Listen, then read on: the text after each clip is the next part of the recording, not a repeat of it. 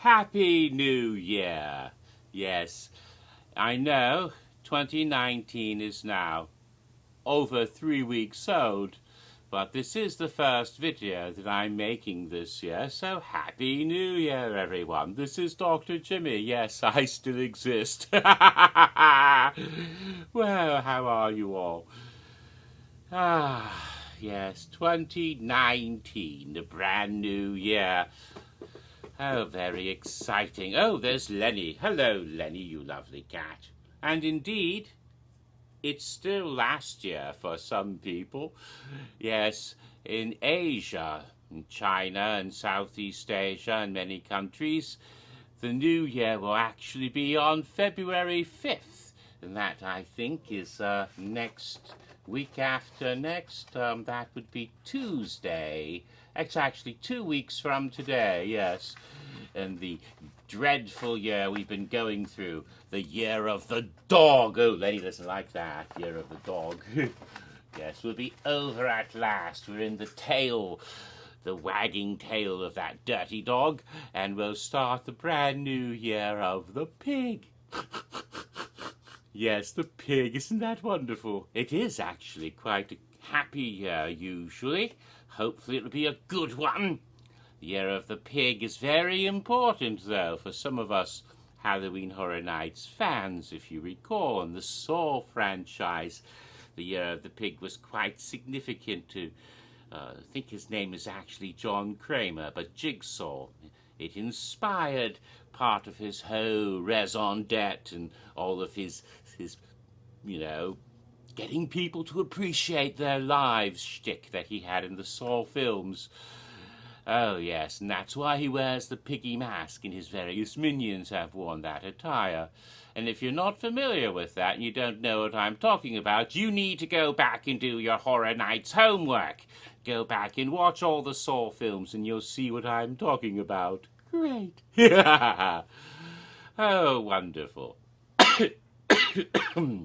But before I get into my 14th part, which is what this video is, the 14th part of my history of Halloween Horror Nights 25, the wonderful 25th anniversary event that we had in 2015 at Universal Studios for a retrospective of what had happened in the past quarter century, 25 years of Horror Nights. No, before we could get into that, there's already some whispers and some rumors and some interesting new information about what's coming up this year for Halloween Horror Nights 29 at Universal Studios, Florida. So first I need to take you back, all the way back to the actual event of Halloween Horror Nights 28, which ended last year. While the event was still going on, a little bit of information came from Universal concerning a completely different annual event, Rock the Universe. Yes, that Christian music festival that occurs every year and has for many years took place in September, the first weekend of September. And a few years ago, Halloween Horror Nights started creeping ever closer toward it, going from the third weekend of September to the second weekend of September, starting just a week after Rock the Universe began. Getting closer and closer, almost bumping noses, which can be difficult because some of the people who enjoy Rock the Universe don't really like Horror Nights. I don't know why. Halloween has its origins in some pagan traditions that might upset them, and they think it might be satanic. But at the same time, of course, All Hallows is a Christian holiday, Day of All Saints. And she's such pretty. She's being a little diva. She's posing in glamour shots for us. So there she goes. Funny cat. All right. Good, Lenny, you're a nice kitty. She had to make sure she made an appearance in my first video for 2019. But they announced then, while the event of Horror Nights was still going on, that Rock the Universe will no longer be in September. That's starting this year, 2019. They'd moved the event out of the autumn already and move it way up into the calendar, all the way up into early winter of 2019. That's starting this year, 2019, the event would be in February. In fact, it's going to start next week. Rock the Universe starts next Saturday, February 2nd. Oh, God, it's February next week already? Yes, February 1st will be next Friday. Not this week Friday, but the week after, next week Friday. My goodness, how fast. This is the 22nd of January, in case you haven't bothered looking at your calendar this morning, you silly people. 22nd of January. So, that means that the festival will never end. It's Groundhog Day. Oh no. So you'll wake up and it'll be Rock the Universe again forever and ever, just like, Happy Death Day to you or something. Oh God. Well, hopefully we won't get caught in an endless loop. Yeah, it would be interesting, but it would get rather boring hearing the same music every night, the same concert over and over and over and over and over again. Until Bill Murray figures out how to end the cycle, I suppose. Odds of him being there, probably nil. But no, it's moving up this year. And so to open a little bit before Mardi Gras begins after that. I think on the 9th this year, Mardi Gras will start. That means that September is wide open. And so immediately, many of us in the Horror Nights fan community, you and me and other crazy people who obsess about a Halloween event at a theme park all year round, we started to ponder the possibilities this could mean for Halloween Horror Nights. Indeed, a lot of us thought, well, with Rock the Universe out of September, could it be that Horror Nights might be moved up and start even earlier? Some people even went so far as to say that it would start on August 17th and be held every single night until November. That's insane. Oh, but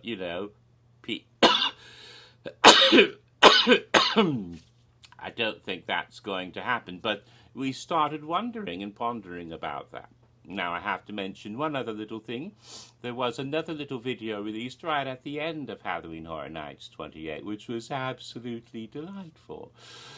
It was shown at the closing of Horror Nights, and there were some people attending the park, and the actors portraying them were very recognizable to Horror Night fans as some of the actors who had played some of the great icons of Horror Nights over the years. Not in character as the icons, not in costume and makeup, but in regular plain clothing, playing guests in the park. But we had, for example, James, who is most famous for being the original Jack the Clown, and Erin, who played Chance, and Josh, who, of course, was the original Usher. Tickets, please, years ago, and also the young lady whose name is slipped my mind because I'm old and sometimes things fall out of my head and I have to find them again, and I'm not going to bother looking it up because I don't have time. But the young actress actually, at least as far as compared to me, everyone's young unless you're really old, but who played the storyteller in heavy old age makeup. She's not really an old lady, but she was in the video as well. And of course, Jason Ryan Perry, the actor who has been playing Ted Theodore Logan in many, many years of Bill and Ted's Excellent Halloween Adventure, and came back to play him one last time for the final tour, the farewell performances in 2017. I miss Bill and Ted. Oh well, I don't think it's coming back, at least not right away. But Jason was in And there were so many amusing bits because they're talking like Horror Nights is ending and they can't wait for the next one. And they're like, how many days will it be? Down to the seconds, how many seconds until Halloween Horror Nights comes next year? And talking things. And there was one delightful bit where James and Erin and Josh are talking to Jason and say, who's your favorite icon? And of course, they're all hoping they're going to mention the icon that they played, although they're not playing the icons, but you get that impression. And Jason goes, oh, the storyteller. And ironically, the actress who played her wasn't in that scene. And you see the look on James and Josh and Erin's face, like, oh, because he wanted them to say Jack or Usher or Chance, you could tell. And it's like, oh, why'd you pick her? Yeah, I thought that was so funny. But there was an even more amusing bit where Jason says, I heard it's going to be at Volcano Bay next year with lava zombies. Oh, that's what I heard.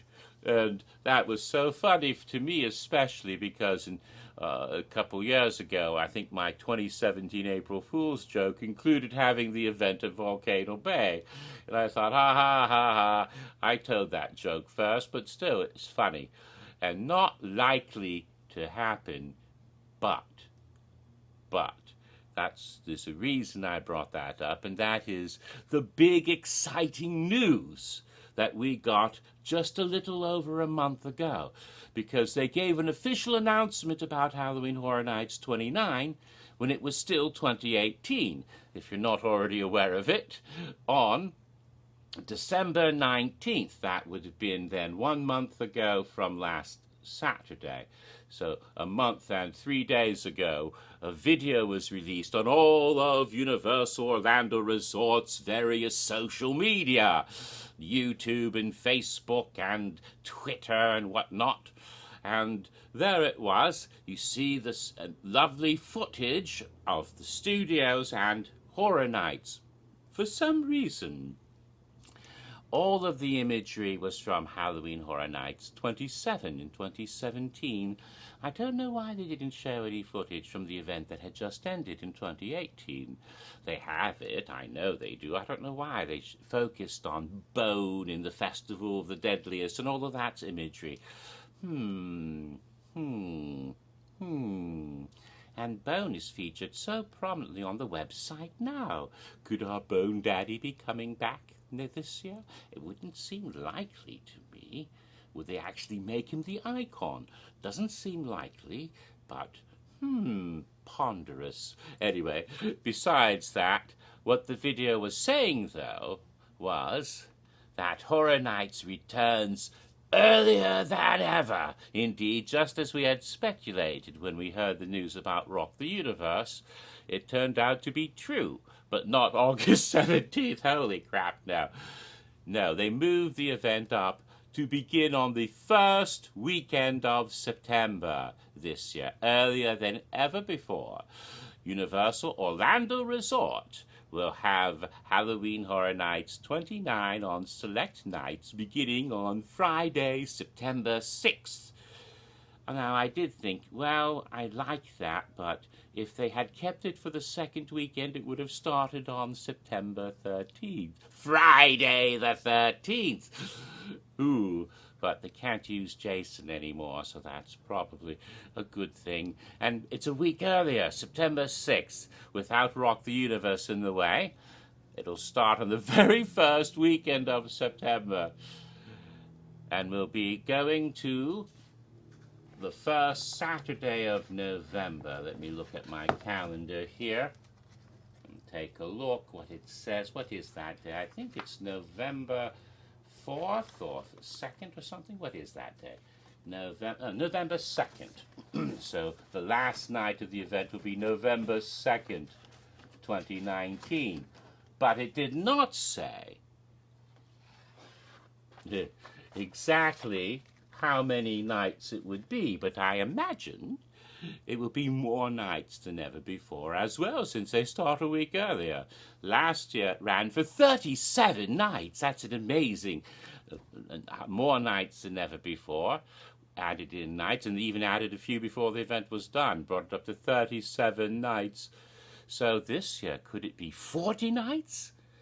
How biblical. Who knows? Pardon me. I've had a bit of a bad cold virus of some sort, which is why this video is so late. I planned to do it much earlier. A couple of weeks ago I was going to do it, a couple of weekends ago, and I never got into it because I had no voice at all to speak.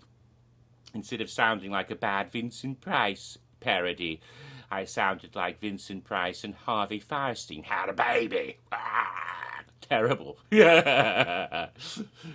Oh. But that's very intriguing, so it may be quite a lot number more nights, and it's definitely starting on an earlier date than ever before. Ooh, but they didn't tell us the exact nights yet. Maybe they haven't figured them all out, nor how many nights there will be yet. But everything in that video, in spite of all the footage being from the studios, and the website seems to be saying studios, but throughout the video, nothing explicitly said anything besides on select nights from September 6th to November 2nd at Universal Orlando Resort. Was Jason right? Well, I don't think it's going to be at Volcano Bay. But could that be a hint that maybe it might not just be at the studios? Could they once again utilize portions of Islands of Adventure, or even move it to the islands entirely? I don't think so. It'll probably still be at the studios, but I was intrigued by it. Doesn't say Universal Studios Florida. They just keep saying Universal Orlando Resort. So why won't they just say select nights at Universal Studios Florida? Well, we'll know soon enough about that, and it probably will only be at the studios. If they were to go back to islands and do a two-park event like they did in 2004, I think next year might be the best chance for that, because of course it'll be 15 years after Halloween Horror Nights 15.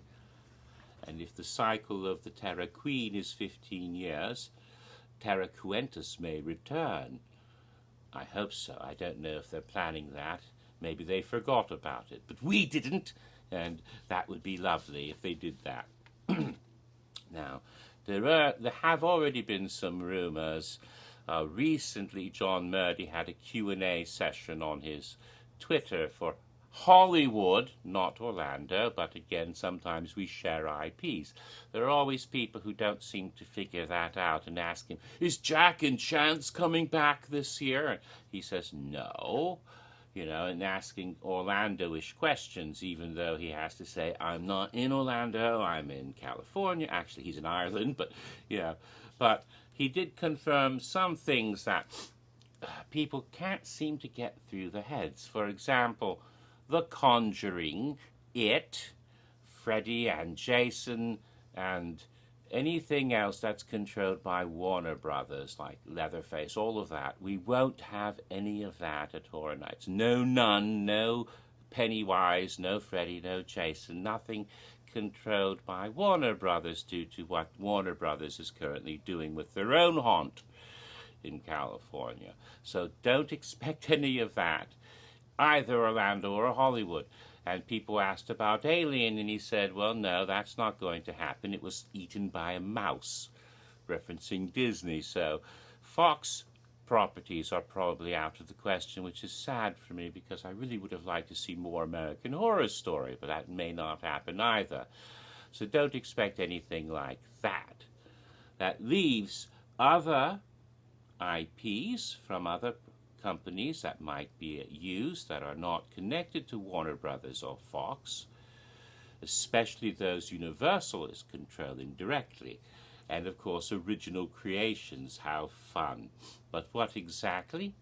All remains a mystery, although Murdy did say for Hollywood, maybe for Orlando, but definitely for Hollywood, there would be some properties that were at least 20 years old, and properties we've never seen at Horror Nights before. Ooh, so that gives us some idea about some of the things we may expect. So enough of all that. Now, before I get back to Halloween Horror Nights 25 again, here is the lovely t-shirt for the day. a Simpsons Treehouse of Horror shirt for Treehouse of Horror 19, which this shirt was sold at the Quickie Mart at Universal Studios Florida during Horror Nights many years ago. So it's important to me for all sorts of reasons. And now let us return at last to the lovely event of Halloween Horror Nights 25. And now I may begin talking about scare zones, because in the first 13 videos I made on that event, the first 13 videos, those were all about the haunted houses, the 9 haunted houses of Halloween Horror Nights 25. That was the first year they went to 9 houses. Now, as of last year, we've had 10 houses. Will they go to 11? We may have 11 this year, who knows? We actually had 11 last year. Well, not 11 houses. As someone once pointed out, stranger things have been known to happen, and stranger things happened last year, and thus we had 11 in a house. I have a suspicion that we may see 11 again. Maybe not 11 houses, but 11 coming back in a Stranger Things 2 house. That would be fun. You'd have the little guys in the Ghostbusters costume and the new girl in her Michael Myers costume. And demo dogs like D'Artagnan, or Dart as it was called. But we'll have to wait and see. We don't know yet, but that's a possibility. Oh, but I was 9 houses for the first time. And so today we can get into the scare zones. And the first scare zone was located in the Plaza of the Stars area of the park. And when you go into Universal Studios Florida, if you turn neither to the left or to the right, but keep going forward, eventually making your way to New York Street, before you get there, as you pass Hollywood Boulevard on your right, and on your left you pass the Universal Studios store on a little road that goes off past that goes to a gate that will take you to the Blue Man show, if the gate is open. Sometimes it is, sometimes it isn't. But where for many years there was a entranceway for a queue for a haunted house, you know, a house queue. You're welcome. House queue very much. Or house queue, Gesundheit. Anyway, but strangely enough, last year, Halloween Horror Nights 28, there was no queue in that area at all. But in 2015, there was the queue for Jack Presents 25 Years of Monsters and Mayhem. Okay? And then on your right was the building that at that time was still the Lucy Tribute, but now is the Hello Kitty shop. And just after that, with Despicable Me on your left and the Shrek Attraction building on your right, going up past that area, but only ending right at the end of that, so that you don't go in past after the Shrek building, Shrek Alley, and it does not extend past the little super silly stuff shop, but just that little block, that tiny little space is where the scare zone was located. In other words, the very same space that was utilized the previous year, 2014, for Masquerade Unstitched, and has been used every single horror night since then. 2016, it was A Chance in Hell. In 2017, it was Altars of Horror. And this last year, it was The Hallow. I think, no, that was not The Hallow. It was called The Harvest. The Harvest, of course. That's the name of the zone that was in that spot. So that was the area that was utilized for the scare zone. And as I mentioned a bit earlier, Halloween Horror Nights 25 was a retrospective event. Yes, all about things that had happened in years past. And almost all of the haunted houses, except for Insidious, almost all of the haunted houses were stuff we'd seen before. Sequels and returns of old characters and old Horror Nights ideas in new ways, some of them. with some interesting surprises, if you recall. And the scare zones, for the most part, were the same thing. In fact, let me take a look down here. Yes, all the scare zones, all 5 official scare zones, were stuff going back to previous years, and this was no exception.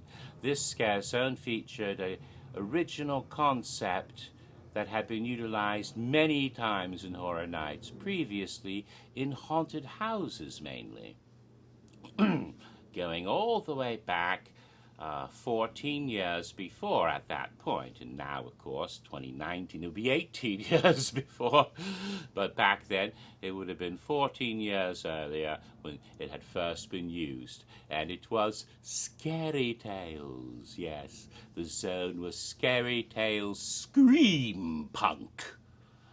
Yes, Scary Tales was used many times in the past, and now a brief, probably a long-winded, terribly too long history of Scary Tales for you, for those who are not familiar with it. Scary Tales, ironically or strangely, mysteriously, would not exist as a Horror Nights franchise if it wasn't for a terrible event that occurred 18 years ago, nearly 18 years ago, on the early morning of Tuesday, September 11th, 2001. As we all know, there was an attack on this nation. Terrorists hijacked several airplanes and crashed them into various buildings. 2 of them flew into the World Trade Center towers in New York City, and 1 flew into the Pentagon building in Washington, D.C. The 4th airplane, however, was crashed into a field in Pennsylvania when the valiant passengers, having been alerted because they were on their phones, which you're not supposed to do on the plane, but since the plane was being hijacked, they thought they should contact their loved ones. That makes sense. They found out what had happened in Washington and New York, and rather than allow the terrorists to fly the plane into their intended target, they decided to give their own lives to prevent further disaster, and they overthrew the terrorists, and the plane crashed, and they all died giving their lives, and they must always be remembered as some of the greatest heroes of that day. If they hadn't taken that action, the plane might have been flown into the White House or the Capitol building. Apparently one of those was the intended target. And it seems almost ridiculous to think that the legacy of 9/11 includes a Horror Nights franchise, of all things, and yet, weirdly, that is the truth. Oh, because before 9/11 occurred, Universal Art and Design had been working on the event that would be held at Universal Studios Florida that year. In fact, the opening night for Halloween Horror Nights 11 ICU was October 11th. 1 month after the disaster, and in their plans there was no Scary Tales house planned, none at all. But after the crash, after the disaster, of course, those of you who are old enough to remember it, others may have heard from their elders, like me, the country went into a state of utter shock and horror, as well as mourning and apprehension. We didn't know what was going to happen next. Was the country at war? Would more planes be flying in? Everything was grounded. There was nothing on telly at all for days and days and days except news coverage about the incident. All the regular programs were preempted. Even channels that didn't normally show news programming, they were simply shut off, and there was a little message saying that in respect for what had happened, they would not show anything. And of course, this was before the internet had become widely used. A lot of us had no idea what was going on. Social media was not invented yet. You know, there was no Facebook or or Twitter or any way to get information so rapidly as you do today. Everyone was terrified and horrified, and we didn't know what was going on. And even, many places of business closed for several days. Disney closed for a couple of days, and we didn't know if I was going back to work or not. It was quite a horrific thing. What would we do? Eventually, of course, this changed into a resolve and a surge of patriotic fervor. We're America, damn it, and we're not going to take this. And during all of this flag waving and excitement, people who are planning horror nights in Orlando saying, should we even do Halloween Horror Nights this year? Would it be in bad taste after 9/11? What can we do? There were some who actually thought it might be a good idea not to have an event about horror and scary things and all of that and blood and gore after 9/11. But eventually, wiser, calmer voices prevailed, especially when they realized that they really needed it. Back in those days, it was Halloween Horror Nights that pretty much paid for the park every year. In October, there is a thing called Black Friday. Well, actually, that's in November. I don't. When is it? But there's the what do you call it? The economic year comes to an end, and books are balanced. And what put the books into the black year after year was Horror Nights and the added revenue. They couldn't afford not to do the event, but they had to do something, and they decided to make several notable changes and water down the event, tone down the gore and violence. And some of the things they changed are probably fairly well known, the most obvious being Eddie, who was going to be the icon, replacing Jack from the previous year. Eddie with his big chainsaw and violent, brutal, that concept they decided was too extreme. They're going to leave Eddie out of it, and so they removed him entirely from the event whatsoever, and replacing him with Jack, and Eddie didn't get to be in his own house run. Poor guy. He did eventually get to Horror Nights, but he's still never been an icon. And so they decided also that they would change the parade that year from the Festival of the Dead, which they thought might have been in bad taste, especially because that parade goes through New York Street, New York, where the disaster occurred. Let's call it something less, let's give it a more appropriate name. They called it Nightmares on Parade instead. But one of the most egregious things they had planned was a haunted, not really a haunted attraction. Occasionally they'd overlaid some attractions for Horror Nights, and one of them, the old Confrontation attraction that had been in where the Mummy, Revenge of the Mummy is today. It was a tram ride where you had an area, a suspended tram going through New York City, like the one that takes you to, I think, Roosevelt Island or whatever the island is that they have a tram in New York.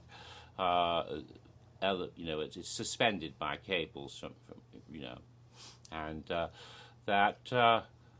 but in this case it goes over Manhattan. And for those of you who never went on that attraction, they did a marvelous job of creating the whole city streets of Manhattan below you, and you could look down and see buildings and avenues and little miniature motor cars, and and it's pretty much fairly built to scale, not really all that miniature, so that it looks like you're over the city. And then, of course, in the building tops, you encounter the big animatronic King Kong that grabs the tram and picks it and shakes it, and his banana-scented breath would go all over you. A marvelous attraction that I miss terribly. Although I like the Mummy coaster, although I can't ride it for a while until I lose weight, because last time I almost died on the thing. But that's a different story.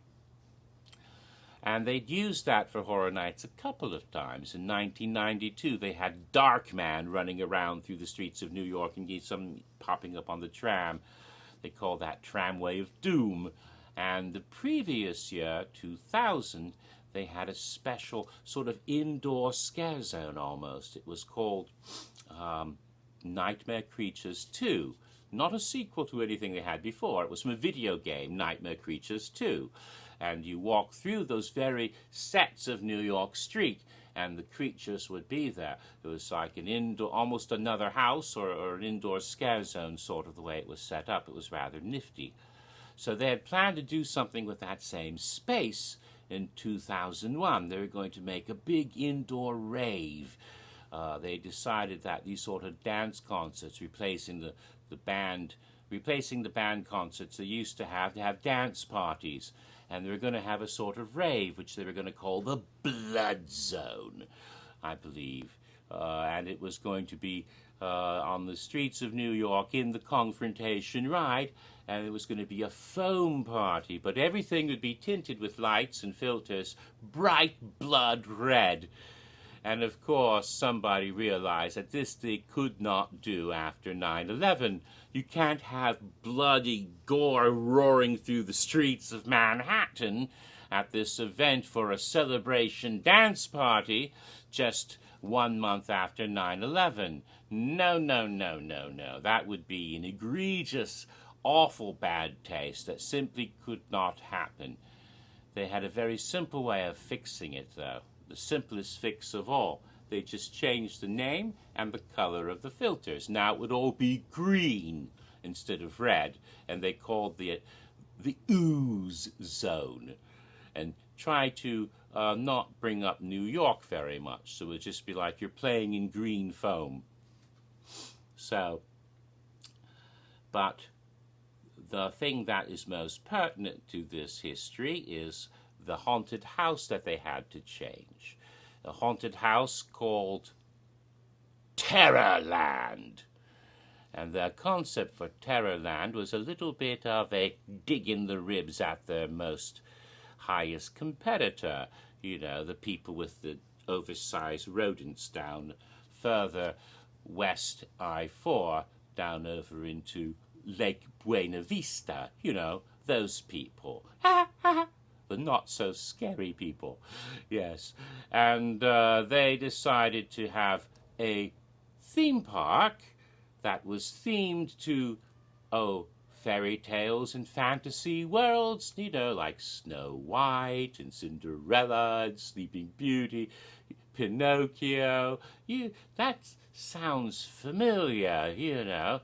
Well, they might have, you know, rides and attractions, Pinocchio's adventures, Snow White's scary adventures in a fantasy land type of setting, and somehow the attractions came to life, like that old Saturday Night Live episode where people were on the Small World ride, and all of a sudden the doors come to life and electrocute one of the passengers, and then they start singing, instead of "It's a small world after all," they start singing "One down, 4 to go." Go look that up. It's an old Saturday Night Live sketch. The Magic Kingdom's secret police come to rescue the people who are trapped, and the Pirates of the Caribbean have gotten out and are ravishing and raping and pillaging on the streets.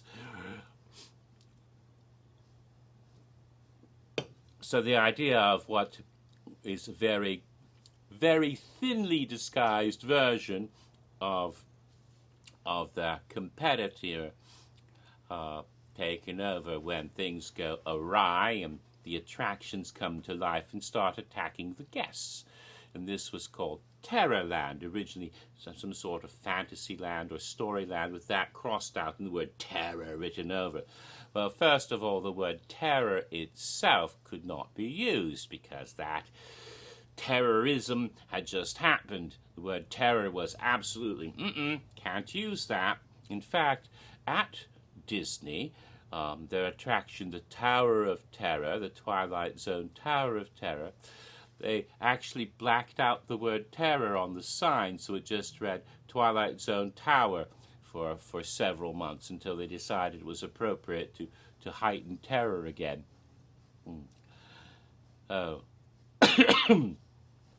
But they didn't just change that, they changed the whole concept of the house. They decided the idea of things going bad in a theme park may not be appropriate either, since this was a theme park. And, of course, people were always worried that maybe the terrorists might strike in theme parks, because, after all, that's where a lot of people are gathered together if they were going to commit the worst possible atrocity. And so they didn't want anyone worrying about being attacked while they're in the park, so they decided to change the concept entirely.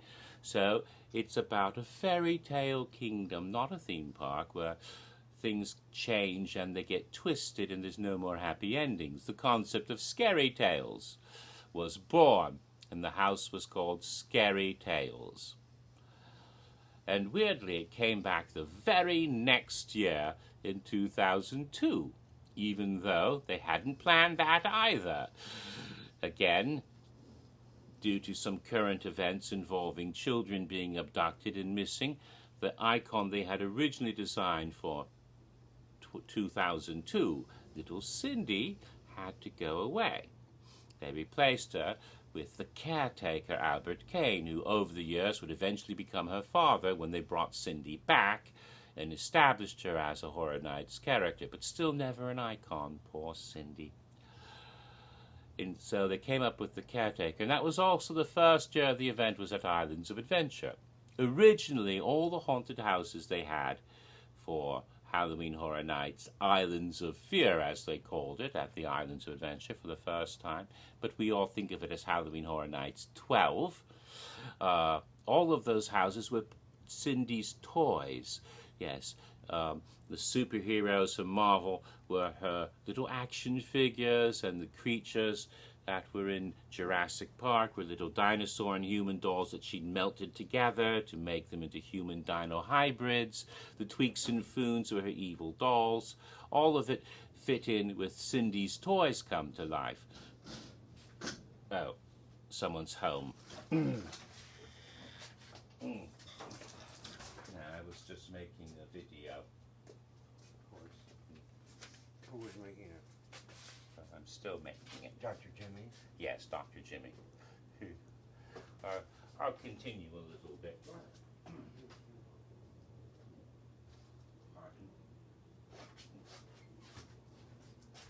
Oh, sorry about that brief interruption.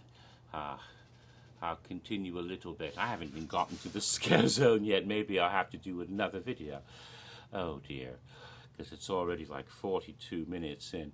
Well, I'll do my best, and maybe I'll take this almost to an hour, but I don't know how long the video has to be nowadays, but I've made some longer ones in the past. All right, I'll do my best. One of the houses then was supposed to represent Cindy's own icon house, and would have been all about her evil playthings. That couldn't be done. They changed one little house that was going to be called House of 1,000 Maniacs and made it the icon house for the caretaker. But there was still that house, which was the first house ever in the Popeye and Bluto's Bilge-Rat Barges extended queue area, which was going to be utilized for this icon house for Cindy. And so, not knowing what else to do, and since they already had some sort of fairy tale-like toys in the house, they just changed it into Scary Tales 2. They couldn't even come up with a better name. It was a last-minute switch. It just became Scary Tales 2 and continued the storyline of the Scary Tales concept as they had the year before. Now, it was quite a long time before they did it again. It was actually 6 years later when they were going to do the event of Halloween Horror Nights 18 in 2008, the event that is now known as Reflections of Fear. The first idea for an icon for that year was the Wicked Queen from Snow White taking over the fairy tale kingdom, and you'd enter a world of story. Eventually, someone from legal decided that Wicked Queen might get, Disney lawyers involved, and they decided to drop that notion, but they kept the house that was going to be her icon house, and they kept that character in that house. They had come up with a better idea for an icon, Bloody Mary. Ironically, of course, they were never able to use her again because of a copyright trademark deal with a woman named Bobby Wiener, which is a long story, so I won't get into that. But, of course, Bloody Mary has a mirror, just like the Wicked Queen has a mirror, and that caused the mirror theme to be utilized, which was also, of course, Alice in Wonderland, and Through the Looking Glass, to be able to incorporate that. So a lot of Halloween Horror Nights 18 remained the way it was always meant to be, with storybook scare zones such as Path of the Wicked and Asylum in Wonderland and Fractured Tales, as well as the house Scary Tales, Once Upon a Nightmare, the third Scary Tales house, which did feature the Queen prominently as the main villain for that house. So that one worked out much better. It wasn't really a replacement of something else, but it had to be changed. It was no longer the icon house. That was basically the only change, but otherwise you had all this stuff. And a little bit of a return in 2010 for the 20th anniversary event, where we had some of the characters running around different parts of the park, but more importantly, in the big retrospective house that year, the Hallowed Past, there was a scene from Scary Tales, and the Tweaks and Foons from previous years, but the Scary Tales scene was brought back there. But that was the last time we had Scary Tales before 2015, I believe, unless something has slipped my mind. And of course, in 2015, we've already covered some Scary Tales references in Jack Presents 25 Years of Monsters and Mayhem, and the House Asylum in Wonderland 3D also is connected in that way. And so they were able to bring Scary Tales back in 2015 as a scare zone rather than a haunted house. And since then, it's returned yet again as a haunted house last year at Halloween Horror Nights 28 in Scary Tales Deadly Ever After, which focused on the Wicked Witch from the Oz stories rather than the Wicked Queen as the main villain of that haunted house. But we'll get to that later, if we ever get to Halloween Horror Nights 28 history. So the scare zone was called Scary Tales Scream Punk. And so they utilized the concept of Scary Tales they had used for so many times before. Now, through the lens of steampunk style and fashion, and the whole idea of that sort of retro-futuristic Jules Verne type of clothing and lots of brass and goggles and leather to create the steampunk version of the Scary Tales characters. And when you went into the zone, there was a huge, enormous balloon, like something out of Around the World in 80 Days.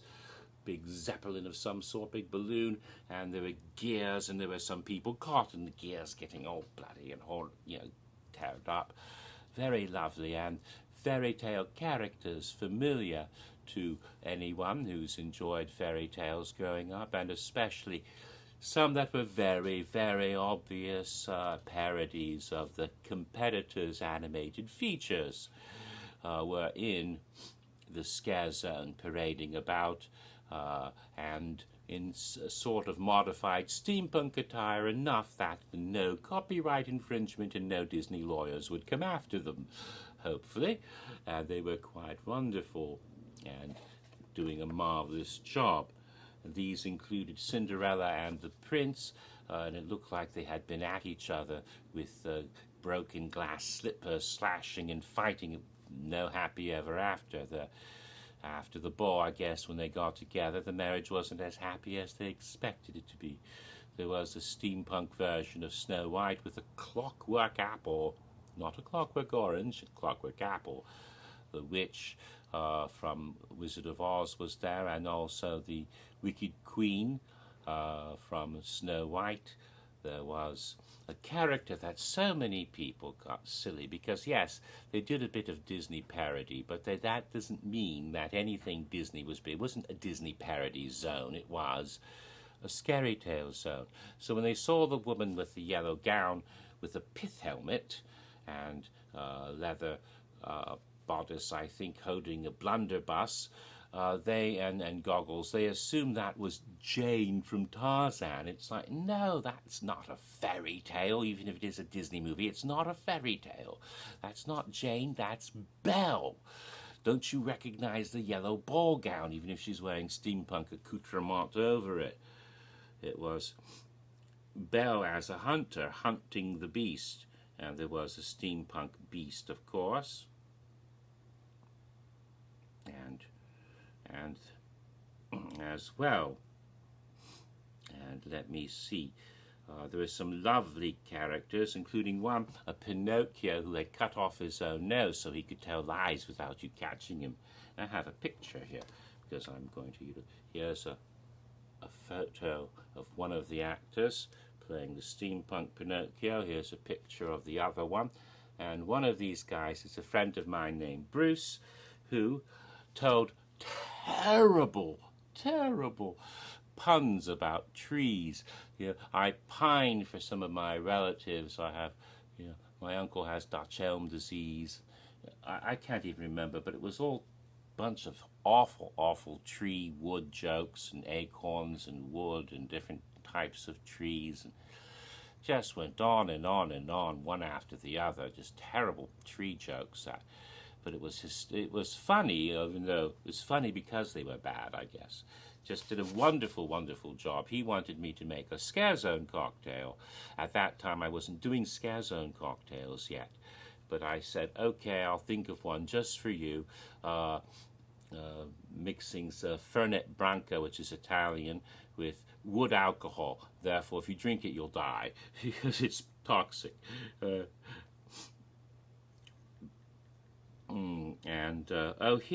This is her. This was Steampunk Belle. As you can see, she's wearing the yellow. She's got a corset, a leather corset. She's got the steampunk goggles on a pith helmet. And people thought she was supposed to be Jane from Tarzan, but no, that's Belle from Beauty and the Beast, hunting the very beast herself. Here's an even better shot of her with her blunderbuss, as you can see, quite wonderful. And let me see. Oh, here's Bo Peep, steampunk Bo Peep. Yes, the sheep has been slaughtered. Ooh, but this is the way Scary Tales is. It's quite gruesome.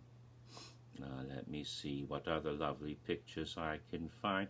Here's one of the dead bodies caught in the gears underneath the hot air balloon. Oh, here's a lovely shot showing the balloon itself. Yes, I'm finding these pictures just Googling Scary Tales screen punk, just trying to find. Oh, here's steampunk Snow White with her clockwork apple. And let's see, here's a better shot of her. It's a bit out of focus, but you look closely, you see there's mechanical things in the apple itself. But you can see how closely they got to certain, how do I say, licensed versions of those characters. So they really were taking a bit of a risk while simultaneously taking the piss of their competitor. Here's another lovely shot of the center device with the balloons and the gears and all of that. Wonderful scare zone. And oh, here is the witch. This was the Wicked Queen as she appeared in the scare zone. She has a sort of leather hood. Let's see if I can find any other of the major characters. It never occurred to me to use visual aids before, and I realized, oh, this really makes a lot more sense than just here is a steampunk Red Riding Hood. There was one character that I thought at first was meant to be Peter Pan. Oh, here's Cinderella. Not very big, but I can make it bigger. There's Cinderella there. you see. And you can tell that they've all been fighting and in combat, and they're all bloody and wounded, because it's quite of a scary sort of thing.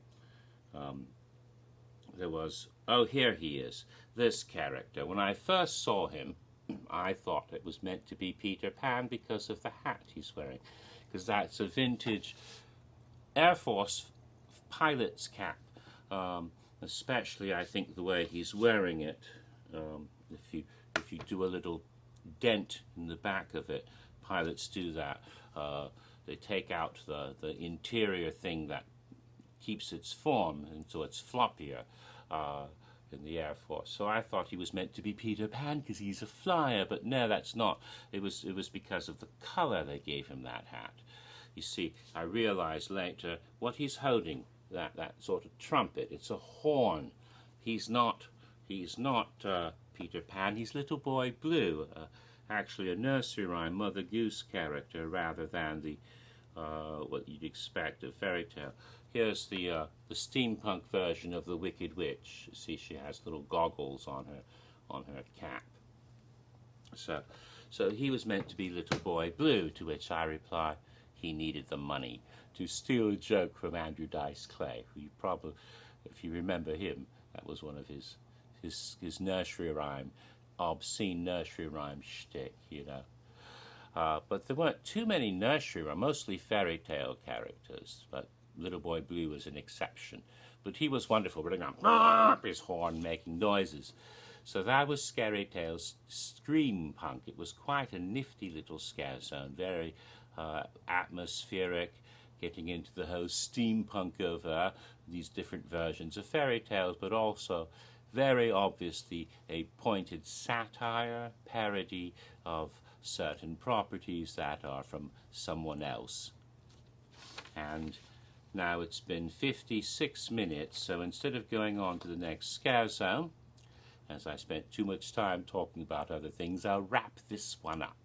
So this is the end of this video, and hopefully I'll return sometime in the near future, hopefully, and make my 15th part of Halloween Horror Nights 25, which will begin covering the next scare zone. That would be Psychoscarapy Unleashed, is the one I'll be covering next, which was in the New York Street area of the park, and that's a wonderful zone. I'll be showing pictures of that too, because we have to, it's so amazing. Lots of great stuff in that one. Very theatrical, lots of little show scenes and special effects. Wonderful scare zone, really. But also, hopefully, I can make a video in the near future and continue and hopefully finish my Scare Zone cocktail videos from Halloween Horror Nights 28, because I never finished that last year. I only did the first one for the harvest, and so hopefully sometime soon, not too far off in the future, I'll be able to make the cocktail. My second cocktail video will be for Vamp 85 New Year's Eve, even though it's already long past New Year's Eve now. So with that being said, I will now bear you farewell for now, and have a wonderful rest of your life, however long or short that may be.